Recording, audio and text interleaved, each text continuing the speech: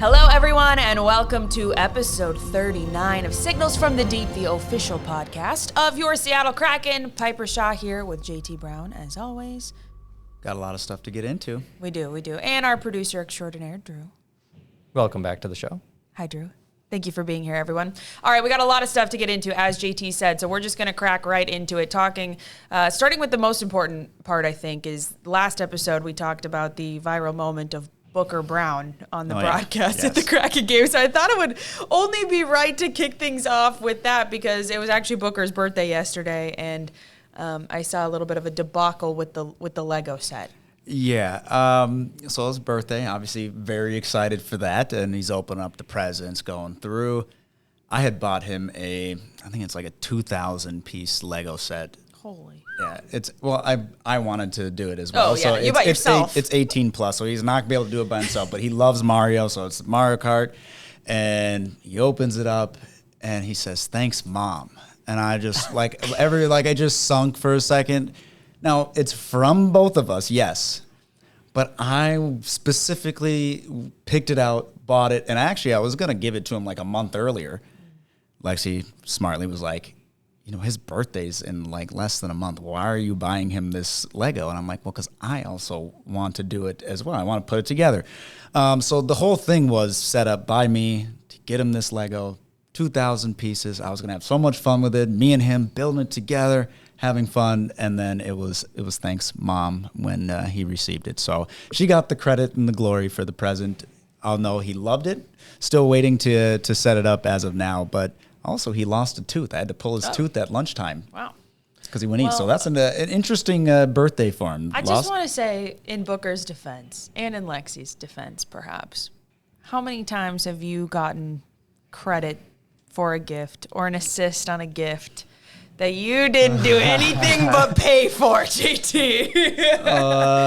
Every other gift ever, probably? More than one occasion, but, this one, like I said, I think it was because I had planned to just give it to him because I wanted to do the Lego as well. And then we had to wait, or I didn't have to, but pushed it to give him to his birthday. He's like, it's too close. His birthday's already close enough to Christmas as well. So the whole process of me buying it, going to the online at Best Buy, sent it in, hiding it, and then, I didn't get any credit for it. So you are correct. There's been plenty of gifts that I've gotten some credit where none probably was deserved, but this one hit me a little hard.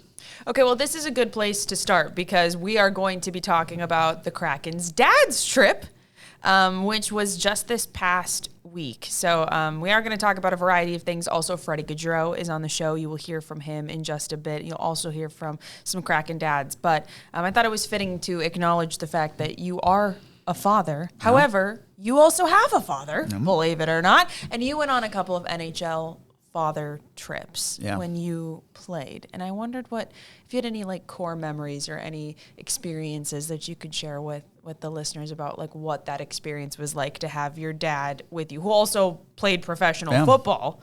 So he kind of probably had a taste of professional life on the road. Yeah. So, but a little bit different. I mean, I think that's one thing he always was saying, the travel that we do now in the NHL is way different than when he was playing football. So that was a huge difference that, going through, whether it's the different hotels, having your own charter plane instead. He always was saying throughout the entire time too, he's like, how do you do this? I feel like all we've done is eat. Eat. He's like, you're getting fed at every moment. As soon as you get on the plane, there's food. Then there's the dinner. Then there's the snack and all the other stuff. He's like, that's why they say the never hungry league, right? Going through. But it was fun to just have, him around. Obviously, like you said, he had been a professional athlete, but just to see kind of how things had changed. And, I think the one thing that really stands out for me is we actually ended up having one of the father's trips was in Carolina. Dad's from North Carolina. He's in the College Football Hall of Fame in North Carolina, went to NC State. So just being in Carolina was pretty cool. But also my grandpa got to go to the game, and that was the first time he had seen me play live, not on television. So wait, ever? Yeah. Wow. So going through to be able to have not only my dad but my grandpa there, I ended up scoring in the game. Heck yeah! Yeah, we won the game. I believe it was 4-2, and just to kind of have that full circle moment. Obviously, anytime you get to spend with your parents is awesome. But I think the location of the game made it a little more being special. born in North Carolina as well, just to be able to have that. Then my dad got to go back and see his old stomping grounds, considering the rink is right there with the Wolfpack for North Carolina State. So seeing all that was kind of a cool moment for him. But for me to have the generations in the building, and then the cherry on top would be scoring. So it was pretty cool. But they're always fun experiences. I think that the parents sacrifice so much to get you to the National Hockey League. When you talk about the morning practices, not the financial commitment that has to go with it as well, but just the time is, we have tournaments all the time going through, going to juniors, going through the entire process, from day one all the way to making it to the National Hockey League. So to get them on a trip to kind of see what the full circle moment is, it's always special. Unfortunately, didn't get a mother's trip during those times. My mom's still a little sour about that. They never got to have one of those. They had the father's trips, but obviously teams are going back and forth now. So unfortunate for that one, but was very, very happy to be able to have a father's trip and to get them on those. So for both of your father's trips, were you with Tampa for both of them Yep. then? Okay. Just didn't quite catch the right rotation there. Again, because I think when they were started, obviously the father's trip, it took a while for teams to even just to catch on to it. I want to say maybe Nashville and like Carolina, I think were like the first two that kind of started the whole thing. And then as it's caught on, more teams are catching on, and then obviously rotating the years, and playing career just wasn't lined up properly with how it ended up working. So, sorry, Mom. Yeah. Sorry, Mom. Sorry. All right. Well, speaking of the Kraken's father's trip, this is the Kraken's second father's trip. They've done one mother's trip, two father's trips. It was funny to get to see some of the same dads because sometimes, parents are around here and there, but not as much in our circles. So it was fun to get to say hi to Bob Beniers, Maddie's dad, because it was, I think, it would have been year 2, so Maddie's first year that the Kraken did their last dad trip. So, anywho, but we got to catch up with a couple of the dads, and so here are some of the excerpts, perhaps, from interviews that we did with Chris Catton, who's Berkeley Catton's dad, as well as Bob Lindgren, Ryan Lindgren's dad, as well as Ryan's brother, Charlie, who is a goaltender for the Washington Capitals, and then Brian DeCord, goalie dad extraordinaire. Enjoy.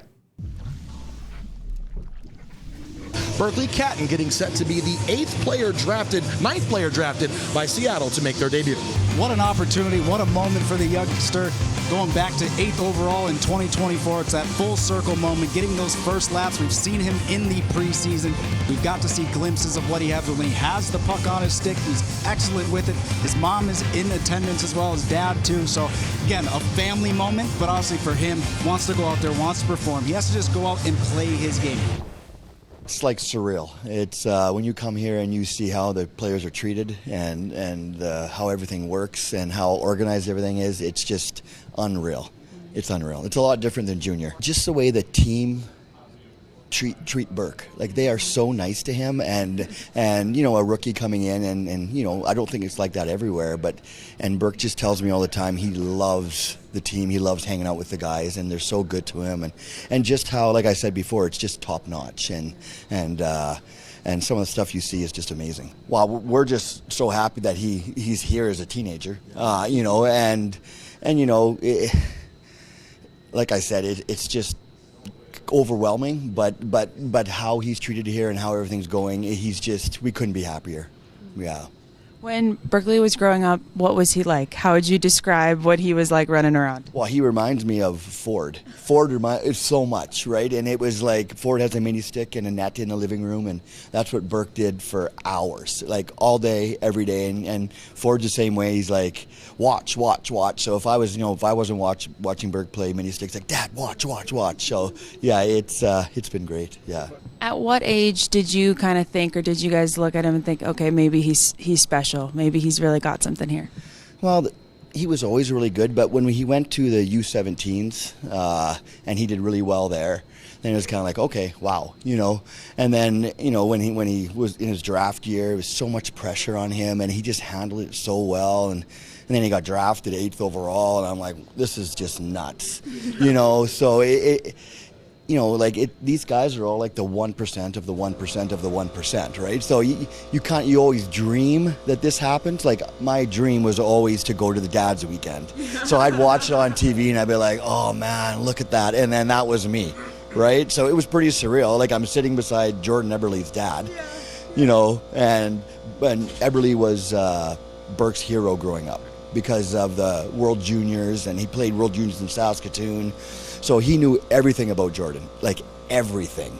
And so it's just really surreal. And I've been talking to Chandler's dad lots, and what I found here is they're all just dads.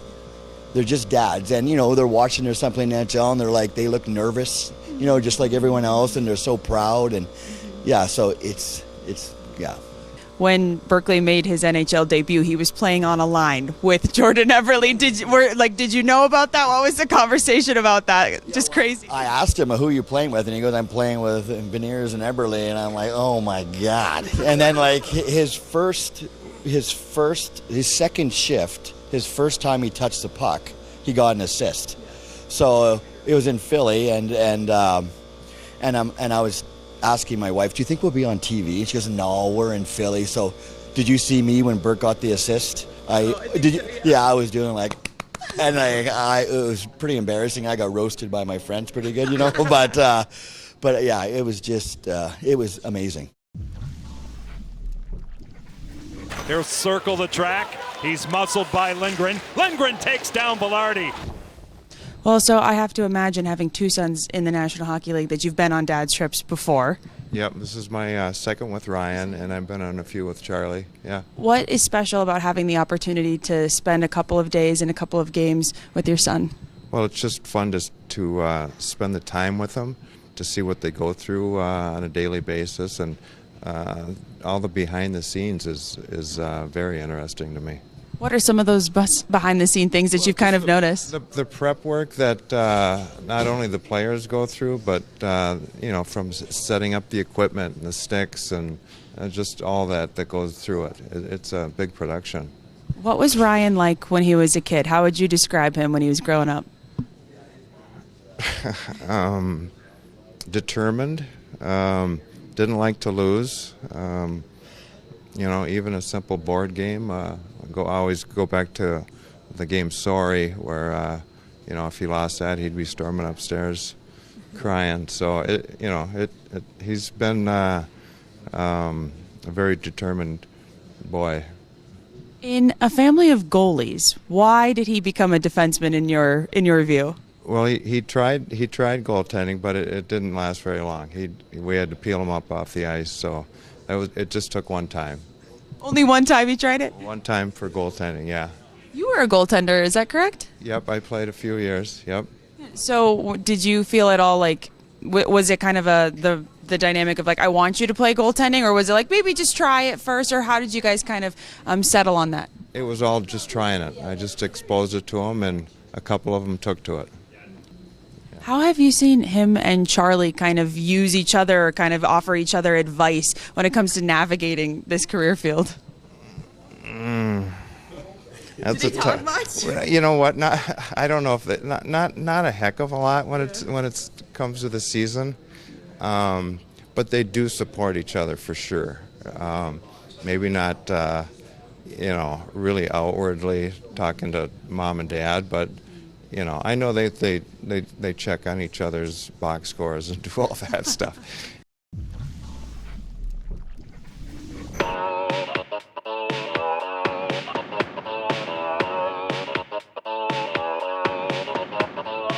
Cross will take a shot. What a stop! The core drops. Jack Drury. Ronick tipped, kicked out twice. Tipped. DeCord says no. Right in, kicked out by DeCord. Save by Joey DeCord. It's always been really, really easy. And I remember the funnest parts of teaching him and being a coach was actually not on the ice. It was in the car. And I specifically remember driving to tournaments and games. And he'd sit there with a whiteboard and we'd draw drills. And we'd go over like team theory type of stuff. And it was so neat. It was totally away from what we would do on the ice. But it was that time talking about the game and thinking about the position. And then after the game, talking it through. Being able to process what just happened, what did you learn, what do you need to get better at. And we were constantly talking about how to improve in that growth mindset. And I think that was just a big part of his development. A lot of people ask me, why Joey? Out of all the kids, why did Joey make it? And I think there's a few different threads to pull on there, but one of the reasons I think he was able to make it to the point he's made it to was his ability to adapt. So if I had to pick one thing that makes me proudest is the way he treats other people. So forget about the hockey, forget about anything other than he treats people with so much respect that you can see it. It's so evident, and he's so courteous and empathetic to people. And I think that if you had asked me the one thing, that's what really stands out to me. And I'm proud when he plays goal, but when I see him and the way he treats people, that makes me proud as a father. All right, thank you very much, dads. That was a fun trip. I think that they definitely wish they could have. They got the win in overtime against the Kings. Yeah. For the first game of the dad's trip, and they got to meet up with the Kings' moms. Ironically, the Kings' moms trip was happening at the same time as the Kraken's dad's trip. So there was that like awesome photo. They were all in the same suite. Yeah, that was cool. But let's talk some Kraken hockey, shall we? All right.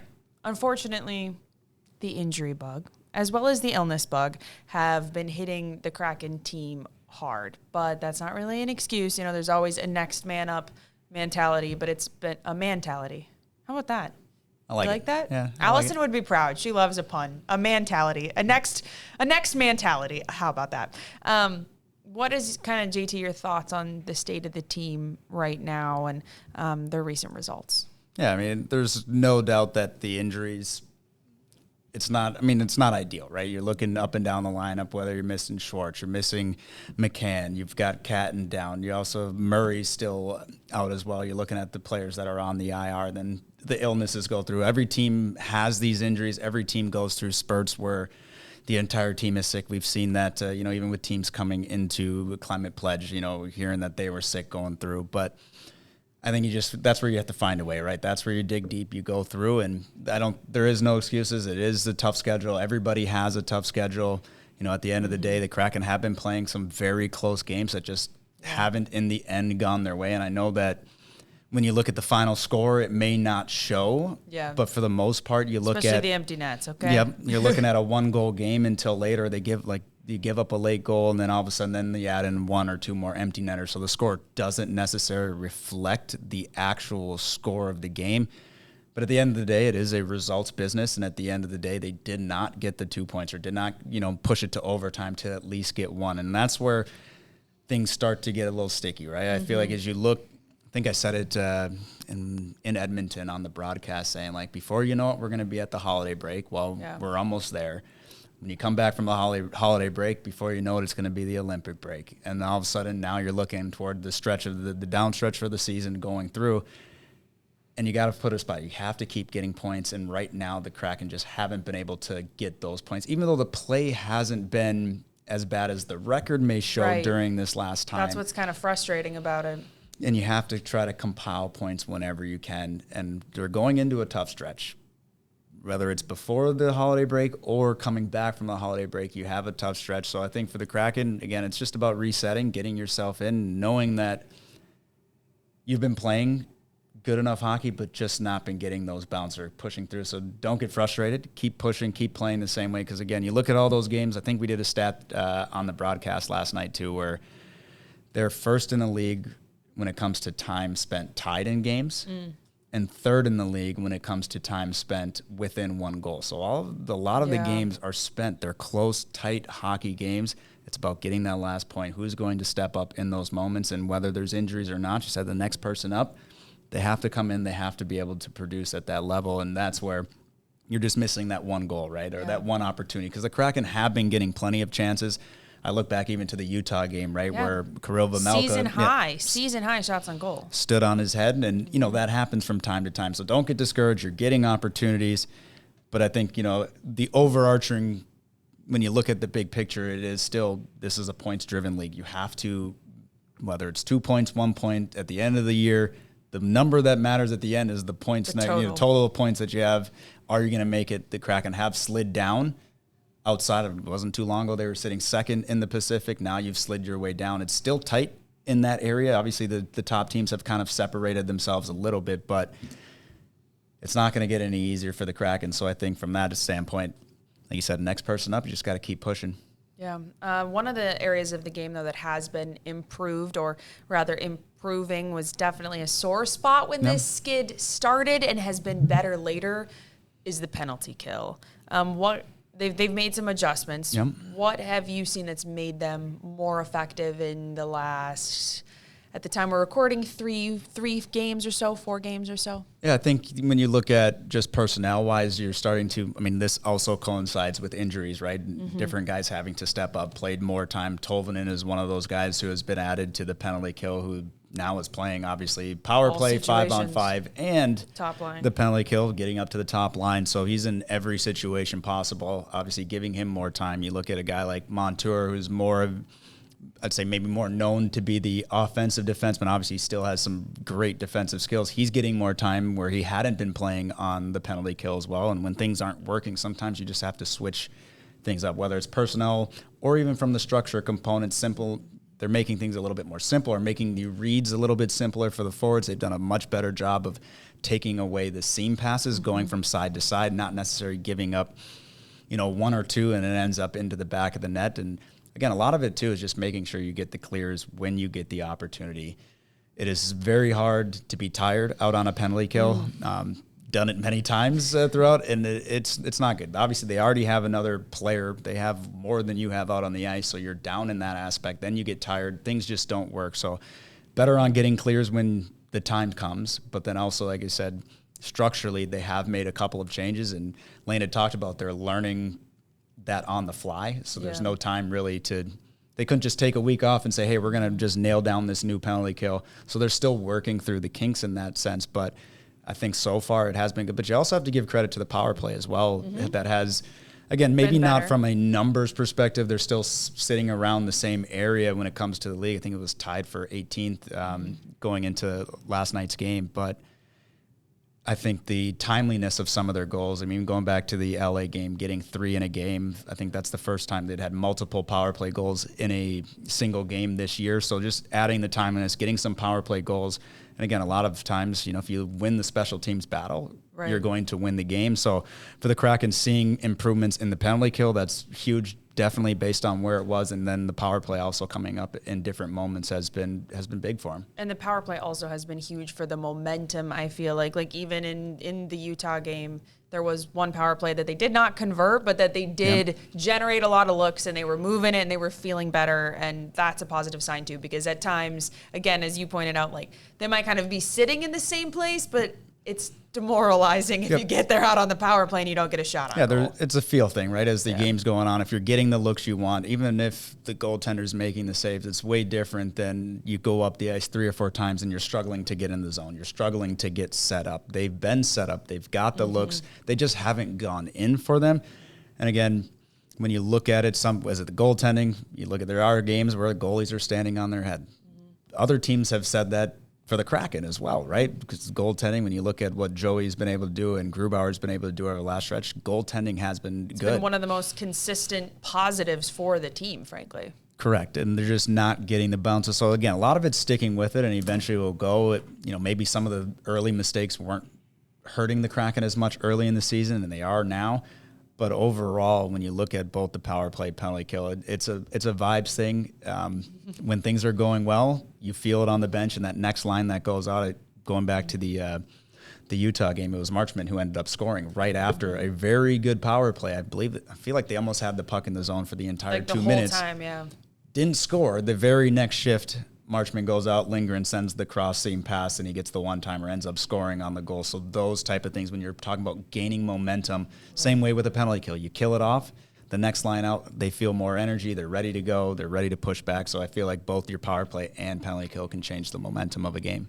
Here's a question for you when it comes to, you touched on this just briefly, but when it comes to not having time in the middle of the season to be able to be like, hey, let's sit down and relearn the penalty kill, everybody. Because when the guys are practicing special teams, it's power play and penalty kill at the same time, obviously. But when you have so much personnel that is supposed to play on both special teams, like Tolvanen, like Brandon Montour, how does that also like possibly impact kind of the flow and the chemistry and the execution for those units, if that makes sense? Yeah, I mean, even beyond just a personnel, like you said, where guys that are on power play and penalty kill have to double up on shifts. I think the hardest thing that you'll see for practicing power play and penalty kill in like versus your own team in a practice setting is that from a penalty kill perspective, now other teams do know what you want to do on the power play, but not to the same level that your penalty kill. Like they know the meetings, we know what their looks are exactly going through there. Or even they might be told on the ice, hey, we want to look at this option first, and trying not to cheat towards that. But then I think from a power play perspective too, like, yes, you want your players to take those one-timers going through, but how often are they really going to block it? Well, they also don't want to hurt their teammate in practice, right? If the shot goes wide, but in a game, like you're shooting to score, you're trying to shoot the puck, and if the guy gets in the way, he gets in the way. Versus you find sometimes when it's in practice, you're not shooting it as hard as you can, or it may not be the same looks that you would get. So trying to navigate that. So even like pregame skates, like when they practice, like you're not trying to go 100% on the power play because your teammates are going to be the ones that are standing in front of that shot that have to go out into the next game and do the same thing. So it becomes, it's hard. A little bit of a dance. Yeah, it's a dance, and it's hard to really get that when you know what the other team's doing 100% from a penalty kill side, and then the power play's also not trying to shoot the puck every single time. Like, and our job as a penalty killer would be to get in the way of that shot, but also at the same time, like it is practice. So it's more about knowing the lanes, making sure you're in the right spots, and then again, with no practice time or not as much practice time, a lot of it's video, right? Yeah. And you're going to make the mistakes. And again, we've talked about them being better on the penalty kill. That doesn't mean they've been mistake-free over those last games. Right. So it's still about getting into the video, learning, making sure that they correct those mistakes. And obviously, it's worked so far. Yeah, definitely. So I want to go back to something we went over this just briefly, but I think that this particular stretch is going to be so important to talk about the schedule. I think that people are going to hear us talking about the schedule a bunch on the broadcast as you're watching games. Up until the holiday break, every game that the Kraken are playing is a Pacific Division game. Can you just speak about how valuable those handful of games are up until that date? And then looking at January, since we got this schedule, we have been talking about the month of January. It is the most games played by a team in 1 month in NHL history. That is what the Seattle Kraken, and I believe the Penguins are the other team that have the same. So there's two teams that are playing that many games. How critical are these next 5-6 weeks? Well, starting before the holiday break, because that's your first reset, right? So you get to go back and take out the Colorado game. You're talking about the Pacific Division opponents. Calgary is tied when it comes to points at the time of recording this. You look at San Jose, they're ahead. They're sitting in the last wild card spot. LA and Anaheim are both ahead, sitting in the Pacific Division spot. 2 and 3 in the Pacific Division right now? So like when you're looking at the people that you're trying to chase, no better time to do it when you get to play them. Those games right there, obviously, versus saying, we want somebody else to beat them. Right. And then we take care of our job. Control your own destiny. Perfectly said there. So you get that opportunity. You look at the 4-point swings when you look at the in-division games. And you have that opportunity to push ahead and get into a spot where you get into the break, and now you get to have a few days to relax, because you talked about January is a tough schedule. And again, I think from the moment, like you said, when the schedule came out, that's the month you circled, right? Like, and you want to be in a spot where you're not trying to completely make up points or make up games during that. Now, yes, you can get on a roll, and then having, 17 games in 31 days could really help you. But I think from a just overall perspective, you'd rather be, inching to where you're just a couple points outside of that playoff spot getting into the January month. And they have the opportunity because they are playing teams that are ahead of them besides Calgary, who's tied.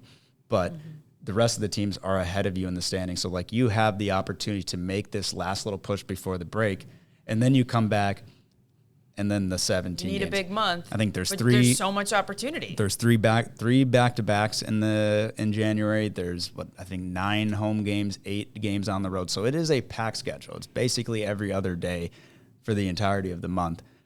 Now you get on a run. So again, you can take the positivity. You take this last little bit before the break, reset, and then go on a nice little run. And then who knows what happens from there, right? Obviously, there's still a lot of games to be played in this season, but I think you can set yourself up, and that's what I think the Kraken would want to do, set themselves up to have a good January by finishing off this last little stretch here. Have one more game at home, then you go on the road before the break, and if they can do that, they will put themselves into a much better spot. And then on top of it, at the end of January, you know what you got? A couple of big Western Conference and Pacific Division games, because right before the Olympic break, again, they have a back-to-back with Anaheim and LA, and I believe Vegas right before that too. So this is like the meat. Now's the time, the make right? Or break. Yep. Yeah.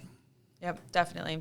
All right, one more note of Kraken hockey before we get you over to Freddy Gaudreau, who's just a delight, and I'm so excited for everyone to get to hear that interview.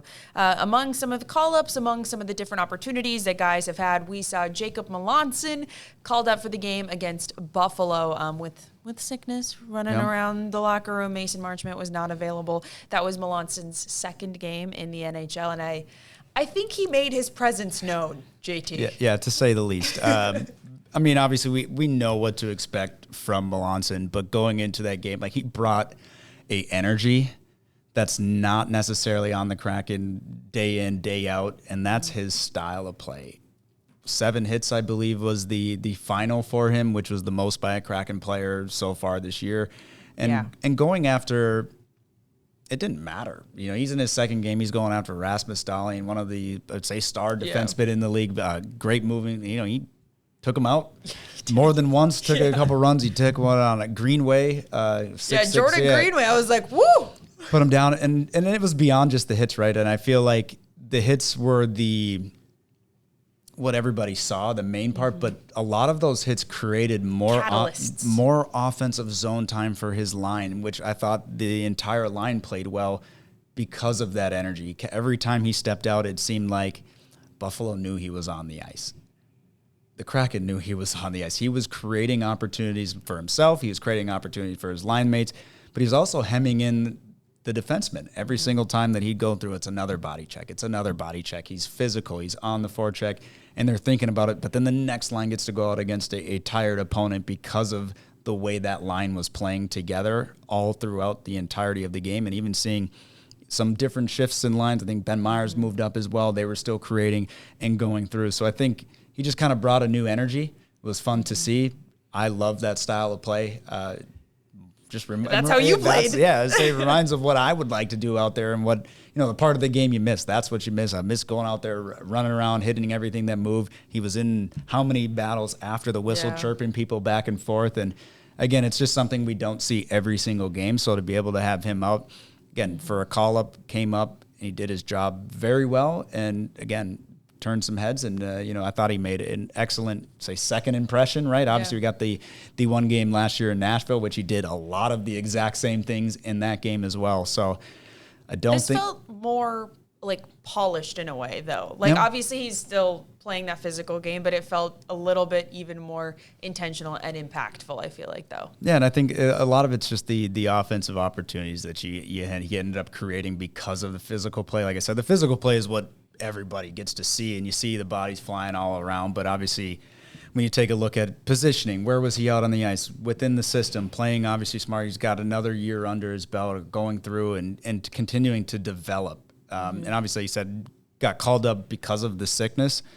So not necessarily sure how long he ends up staying, if he ends up going back, however it goes. I don't think that that'll be the last time we see Jacob Melanson this year. Obviously, he's shown that he can play at this level, and he brings something that the Kraken don't have. Obviously, we just don't know at this point whether or not is he staying, is he going to come back at a different time. Obviously, like you said, it was because of the illness that was going around. He needed the body to go through, but thoroughly impressed with how he played in the game, and again, I think we'll see him again. I also love that how he plays is his personality. Yeah. Like sometimes you meet guys and you're like, oh, like you're different than I thought you would be based on how you play, which is something like, for example, Vince Dunn says all the time. He's like, he's told me before, he's like, I think sometimes people meet me and they think I'm going to like be this thing. And then he's like, they always go, oh, you're actually really XYZ. And he's like, it's always surprising to me that people think that I would. But Melanson, not that he's like, you know, physical like that, but his energy, his personality, like away from the game, it just makes perfect sense. And I think that's super fun. And I think it's a great dynamic for the Kraken's locker room as well. And like just the team on and off the ice too. No, we could see it throughout the game. He's not afraid to be loud. No. Yeah. On and off the ice, like I said, I felt like every other whistle or something, he was going back and forth with somebody from the other bench. So a good energy was brought to the game. And again, for your second game in the National Hockey League, I thought it was fantastic. All right, speaking of guys that also have had to step up, take on new responsibilities, more roles, we had Freddy Gaudreau join us and for a nice little interview here. And Freddy, he's known to be this Swiss Army knife type player. We say it like every time we talk about him, basically, but that's facts. That's who he is. He's been playing on the second line as the time of recording this, moving to wing. He can play in all situations, and he's also just a really stand-up guy, as you will hear in this interview with him. Please enjoy. Hello, everyone, and welcome back to Signals from the Deep. We are so excited to have a very special guest with us on this episode, Freddy Gaudreau. Welcome to the show, Freddy. Thank you, guys. It's nice to be here. Yeah, thank you for spending some of your very minimal downtime this season with us on the show. Yeah. The schedule is just like crazy this year. Yeah, it is. But hey, it's nice to be here. Yeah. I'll take that downtime here. I appreciate it. Well, I want to start with some hockey things. Obviously, you missed 13 games earlier this season. You've played some coming back. How are you feeling, getting back onto the ice here? I feel good. Yeah, better and better. Obviously, you want to play all the games, but it's just nature of our sport. Sometimes things happen. So I've learned with time that those moments are opportunities to work on certain things that you maybe wouldn't have time to. That's what I did, and I came back and I felt pretty good right off the bat, and I'm trying to keep building my game since then. Yeah, and you've been playing recently on the wing there on the second line with Stevie. Obviously, some guys are out and stuff, but what kind of things do you have to keep in mind when you make that transition? I love those transition. I love to, one day you're in the center and your game needs to be taught a different way than when you're on the wing and vice versa. And so I like that idea of just shifting your focus depending on where you're at. And on the wing, it's different a little bit. Centerman, I feel like, is maybe more of a I don't know how to say that. I would say like safe responsible game. Responsible is the right word, exactly. Responsible game. Wing is kind of like trying to create more, use your instincts a little more offensively. So they're both very fun, both too challenging, different games, but they're both very fun, like I said. How's it been kind of getting to know guys like Stevie and other guys on the team so far this year? That's been great. It's just a bunch of awesome guys. It's just a great group. I felt right at home right off the bat, and it just kept getting better. And I love that group, so it's been awesome. Yeah. I don't know if you You're good. All right, so we're going to move on to this next topic here. All right. We talked about this at the beginning of the season a little bit, but you're a relatively new dad. I believe your son Felix is like a year and a half. Yeah, a little over a year and a half. Yeah. How's it been juggling parenthood, fatherhood with the NHL schedule and the lifestyle that you live for you and your wife? Yeah, it's weird. It's the mix of like the hardest thing, but yet the easiest thing. It's weird because it just fills your heart so much that, or my heart at least, that I feel like I get more energy. But yet, of course, you don't sleep as well as you used to. And when I'm home, I'm not chilling or relaxing. I want to enjoy every second of being home with him. So I'm on the ground as much as possible, wrestling and having fun with him. And no, honestly, it's the best thing in the world, and best thing that could have ever happened to me and to my wife, if I can speak for her. It's been a great journey for both of us, and it's the best thing in the world. You talked about not getting as much sleep. Are you a pregame napper? That I am. Are you still getting those then? Maybe not at night, for sure. Yeah. My wife is great with those things. She's great with everything. So, the sleep, like I said, I think there's phases in the summers, I would say, especially. I'm trying to get more involved and stuff like that. But no, she's great, and she's trying her best to give me everything I need sleep-wise, and especially the naps. So we've started doing our naps sometimes together, which is super awesome. Fun. Yeah, it's kind of timed well. And I'm the guy, I get a bit emotional when I get on the road too, leaving and not seeing him and coming back and feeling like he's learned new skills and stuff. It's great, but it also makes me emotional to feel like time flies and stuff. So when I'm home, I'm trying to get as much time as possible, and those naps are great. I know how that goes. I missed Lily walking her first steps, so I understand exactly what you're saying there, being out on the road. Yeah. Is he on the ice at all yet? I know he's a little young, but maybe. He started a little bit. We got him skates, and I brought him when I was injured after practice, and he loved it. And now it's just hockey, and he just is swinging his stick in the basement and everywhere in the house or everywhere he is, he loves to swing the stick. And now, he loves to wear his skates too. He was on the ice 2 times so far. Has he met Stevie's little boy, Ford? Yes. They're buddies. I mean, Ford is older, but they're cute together. Yeah, that's funny. So with the holidays obviously coming up too, how has that, since becoming a parent, does that make it a little bit more exciting, a little bit more special to have a couple days off? Yeah, for sure. It always is. It's all about him right now, Still young, but I think right now we're trying to kind of give him more of a feel of like Christmas and those things. So, holidays are special for me.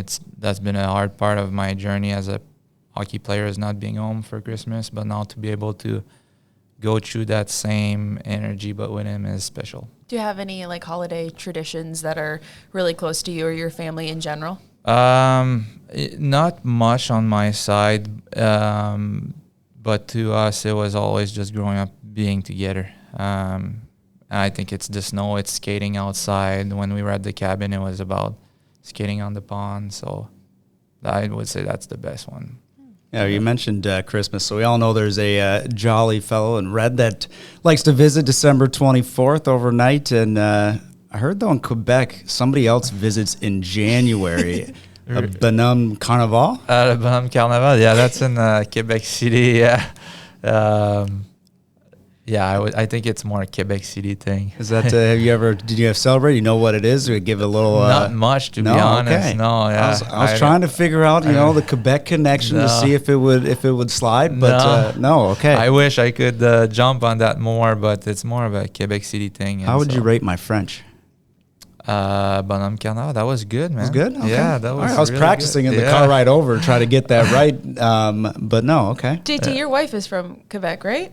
She's Or from somewhere near? Ontario, but Oh. she's French-Canadian. Oh, no way. Nice. Yeah, so she was the one who told me that. So I'm blaming her for the miss, not for myself. Lexi is not catching strays on the podcast Oh, she's over good. Yeah, this. 100%. No, funny. basically, she told me it's more like an outside event, right? Like where there's ice sculptures and different stuff like that. So I thought it might be cool, but Yeah. I missed it. All right, sometimes we miss. Okay, Hey, you're good. No, that was.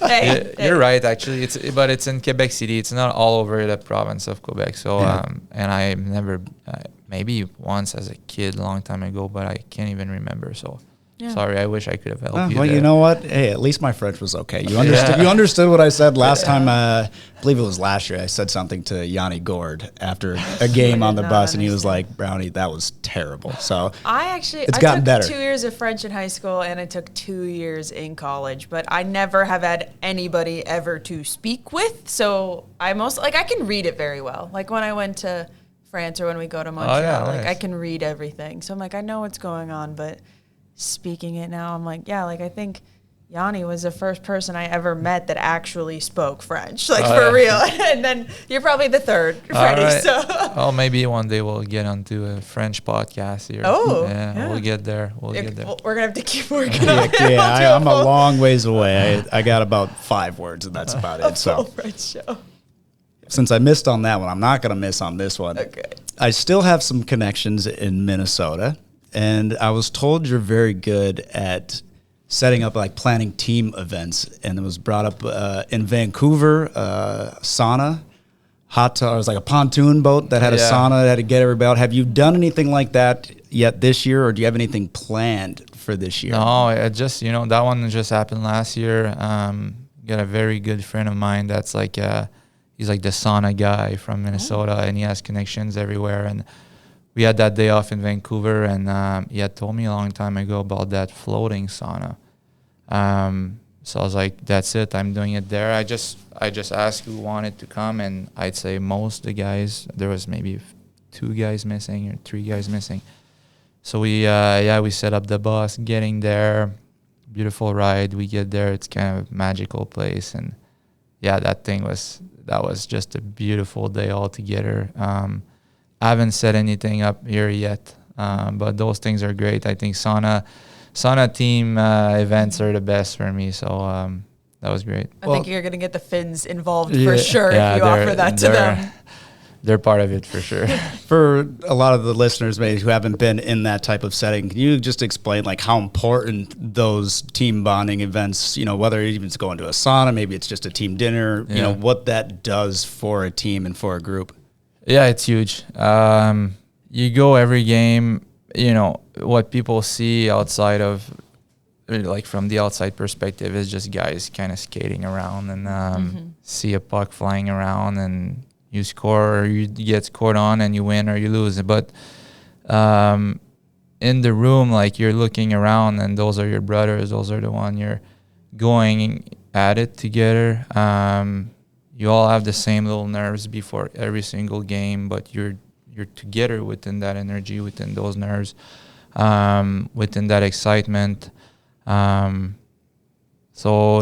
to go at it with the same boys, to grind with the same boys, you want to feel like they're your brothers. And those events are the moments where you feel, in the room too and on the ice, and you keep building, but those moments where you're off the ice and in different settings, talking about different things, just being a human being, those are, I feel like, are the moments when things get tighter. So dinners like that, or like you mentioned, or events like that, they're very, very important. They're the glue, if Yeah. you will. For sure. Yeah. One of the things that I wanted to talk about, I know that we talked about this a little bit at the beginning of the year, and unfortunately, the big story that I made about you like a week or 2 ago, whatever, we had to remove it for time, but we're going to use it later. But for the sake of the podcast, we talked about some of your work with the Down syndrome community. Yeah. Can you just kind of share with our listeners like where that comes from for you and in what ways you and your wife like to get involved? Yeah, well, it's pretty simple. My nephew, my godson, Noah, he's my sister's son, was born with Down syndrome. And when that happened, there's a part of me and my whole family that was kind of lost and didn't really know how to handle that because it was brand new. And new things sometimes they make you feel insecure, and I'm not really sure. But quickly we realized that it was a blessing, that he was a blessing, that differences are beautiful in every single way.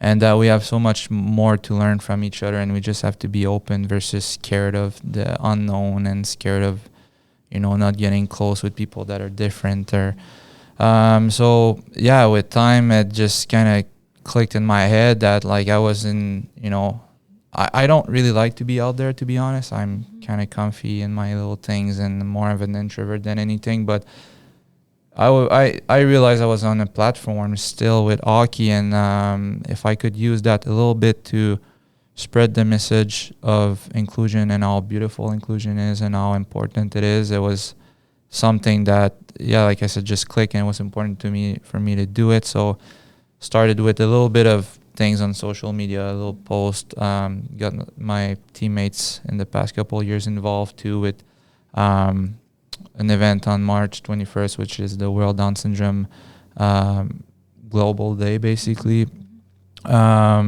It's like the Mismatch Socks Day. It's a cool event. We did it as street clothes before, and then we did the practice mismatch socks, and that was just a cool way to get people to ask questions about it and to open a window about what it means to be pro-inclusion and why it's important to be pro-inclusion and why this society is a way more beautiful society when we embrace differences and when we get to learn from each other that way. And so, so it was important for me. It was important for my whole family, for my wife. Kirsten and I got involved last couple of years a little bit more with the Down Syndrome Association of Minnesota, and we reached out right away to the Down Syndrome Center of Puget Sound when we got here, which was awesome. We went to meet the people there. They do a great job. They're dedicated people. They have a lot of resources.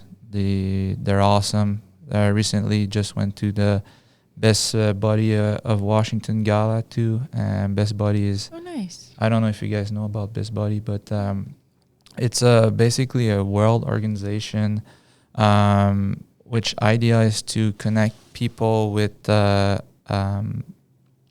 IDD, people that with differences, with people that, or if you want to say, I don't know how you want to say that, but people that don't have differences together, so that everybody has a best buddy. Yeah, kind of like Big Brothers, Big Sisters, I think, if you've heard of that. I think it is. I'm not too sure. It's like pairing up. Yeah, exactly. Like community and friendship and resources, right? Yeah, exactly. Yeah. So we met or we went to the gala back in the days in Tennessee.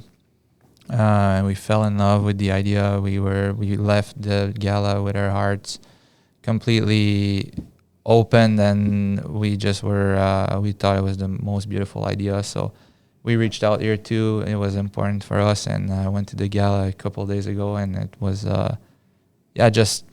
inclusion is, I don't know, it's so easy to just talk about it, but then you realize there's still so much more. There's still so many people that are judging of that, or insecure, or don't even want to, get out of their shell, and that's okay too. But just to know that you can learn so much beautiful things, and I mentioned that a couple of days ago, like from Noah, I've learned so much more from Noah that you will ever learn from me, so selfishly, it's a bit that way. It's like, hey, you think you got nothing to learn or nothing to do there, but change your mindset. Yeah. There's so much more to grow from people with differences. So anyway, that's kind of it. Yeah, well, I think it's awesome that you guys do that work, and thank you very much for, like you said, I know that you consider yourself more of an introvert and maybe had to get out of your comfort zone a little bit to do some of that, but I think it's awesome. I think a lot of people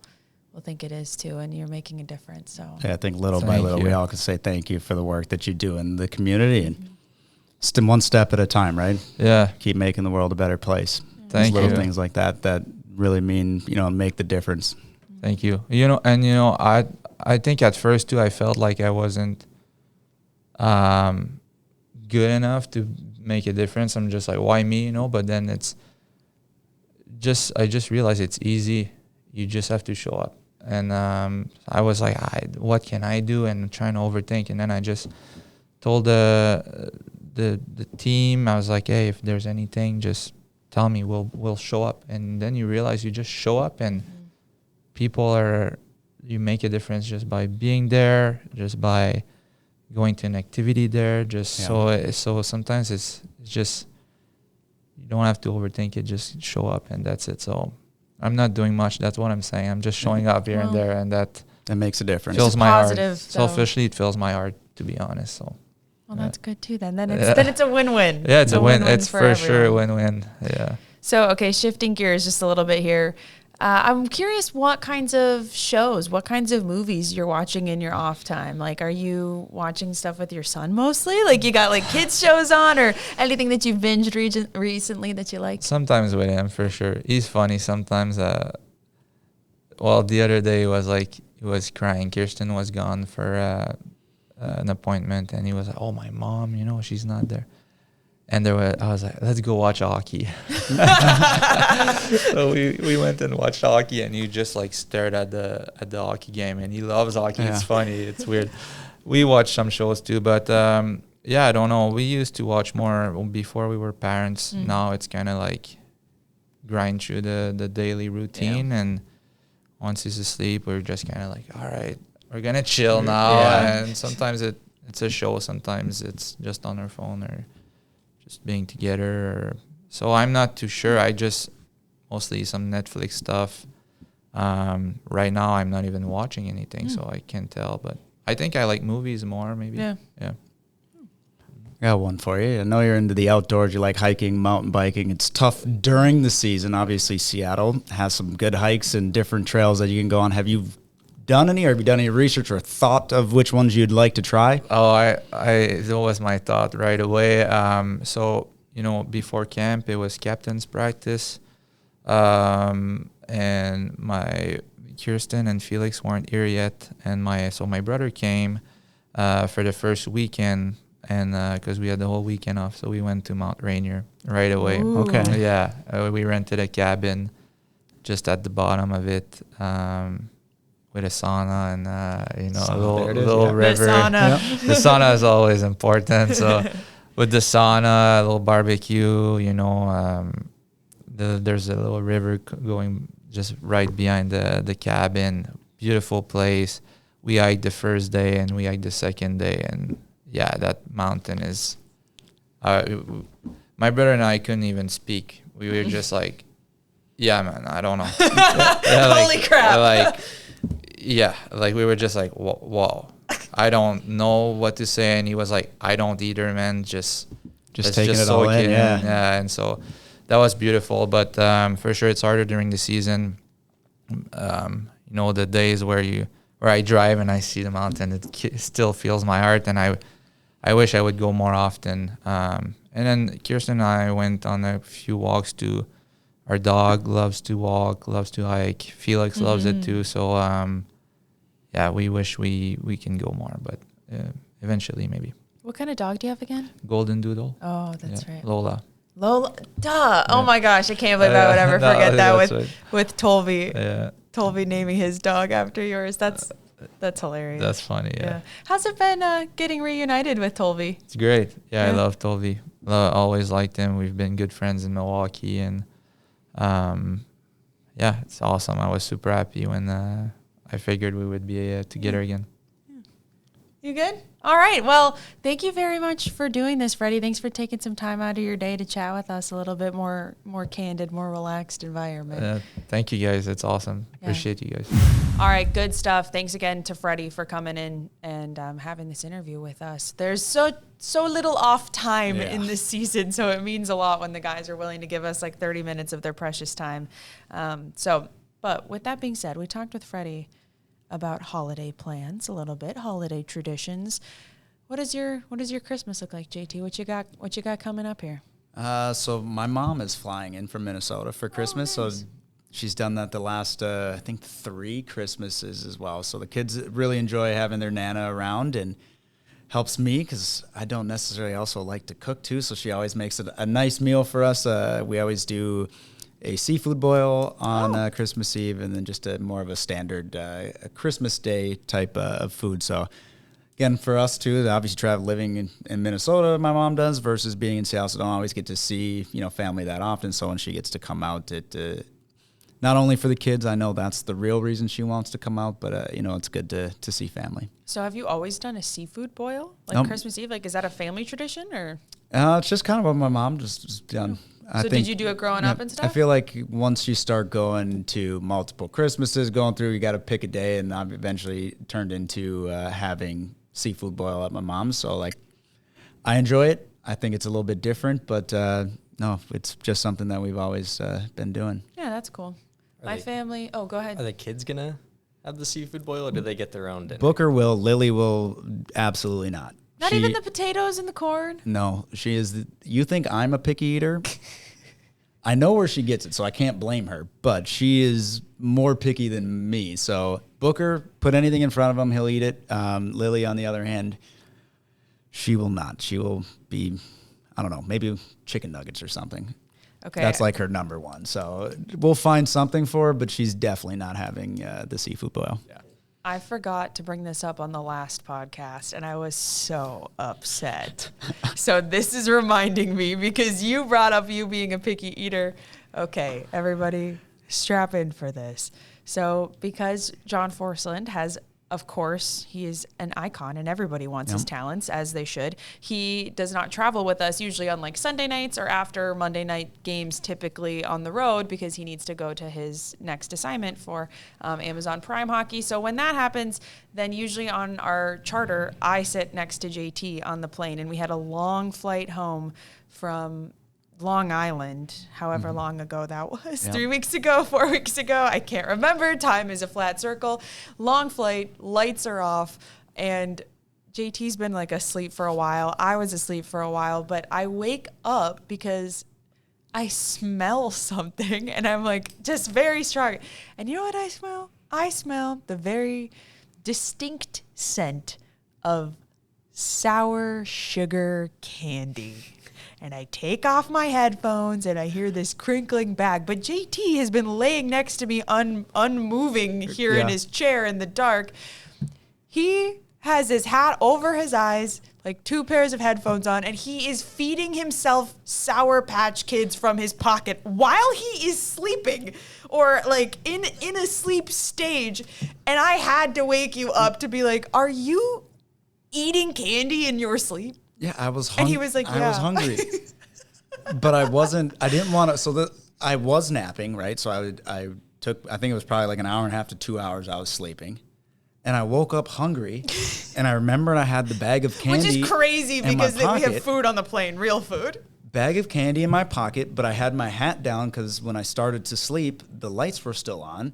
So yes, my eyes were covered with my stocking cap, and like, I just didn't want to fully wake up, but I wanted to eat. So yes, I had my hat fully down, and I was just pulling candy out of my pocket to eat it. And then I get a tap on the shoulder, put up, and Piper's looking at me like I'm crazy. But I didn't think it was that bad. No. Like, I was hungry. No one's on your side. I wanted a snack. I told everybody about this already. Anybody that would listen. She just wanted some. No, I don't really. Well, so I actually don't really like candy or eat candy, and especially not that kind of candy, which is why it woke me up, because it was like a disturbing scent to me. I'm like, oh, what is this? Like, I didn't think it was that crazy, but now you're making me feel like it was crazy to wake up. It was funny. I woke up. It was funny. And I think the only thing that I probably, looking back, maybe what I should have done was take off my hat. Like, That's what was crazy. I was awake, but like, I don't need to see the candy. Like, I have pocket, bag, hand in the bag, and then I eat. Like, it was. And your chair's like all the way Oh, back yeah, too. I Like, he's leaned back, almost yeah, he's almost every time. flat, and he's like you had the blanket on too, didn't you? Yeah, or like your coat as a blanket or something like that. I was full sleep mode until I woke up. I was hungry. It was just visually, there was a fully sleeping man shoveling I had half a bag of candy left, finished it. At 3 in the morning. I'm pretty sure just went right back to doing what I was doing, which was nothing. Like Anyway. People are going to tell me I'm crazy funny. now, but you know what? I was hungry. I wanted candy, and that's it. Yeah. It's all good. Okay, getting back to the holiday talk. That took way too long. I just thought it was hilarious. But you're actually wearing, I remember last year when we were podcasting, I asked, what did you ask for Christmas? And you said a pearl necklace. And I thought that was very interesting. But you got the pearl necklace and you're wearing it today. So clearly it was a great gift. It was a good gift. What's on your list this year? Oh, man. What? Honestly, I don't even think I made a list this year. Oh. So it is. Just thoughtful. Yeah, we'll see. Thoughtful items. We'll see. I'm terrible for those things. Like, I am not a very good gift receiver. I was also going to say, so your family tradition, you said, was doing seafood boil. My family, we did something we always did different things, and we had like split custody with a divorced household, obviously. So every other year it was different, but something that we started doing pretty consistently was banyu cauda, which I could be pronouncing this wrong, but I believe it is. It's basically like hot pot, but it's Italian, and it's like I think it's Italian, but it's like a crap ton of like butter and anchovies and oil like boiled in a pot, but then you cook steak. Like, so you have skewers and steak and vegetables and shrimp and all kinds of meats and veggies. And then you all have your own like colored skewers and you like cook them in the pot. And it's kind of like, and then you have this bread that you don't really, the anchovies are just flavor. You're not like eating anchovies. Like they're chopped up super small and you don't, it's just kind of. Oh, I would know that you lost me there. You really wouldn't, you genuinely wouldn't know. No, you wouldn't, but whatever. You told me, so now I know. So I'm not eating it. Besides that, it sounds fantastic. Well, that's what we would do. So that was kind of my family's tradition, but we obviously haven't done that in a very long time because my family is also in North Carolina now. So anyway, very far away to try to get when you have 3 days off. Drew, do you have any family traditions for the holidays? Yeah, we do a breakfast on Christmas Day. So after all the morning festivities, we do just eggs, bacon, pancakes, sausage, hollandaise sauce, just everything we can. And we're both big breakfast people. Yeah. We don't do breakfast a whole lot, so that's kind of like the one day a year as like a family we, are able to do it. So the night before Christmas Eve, we kind of just shake it up. Maybe we'll get a ham. Maybe we'll just do a pizza, We kind of keep it easy. We like to play games on the night before, so. Yeah. Oh, I like that idea. I like the games. Do you know what Jake and I are doing for Christmas this year? Oh, I know. You get it. Let's go. Let's take a guess. I already know the answer to this. What do you think? What do you think we're doing? Take a wild guess. Disney. Yes.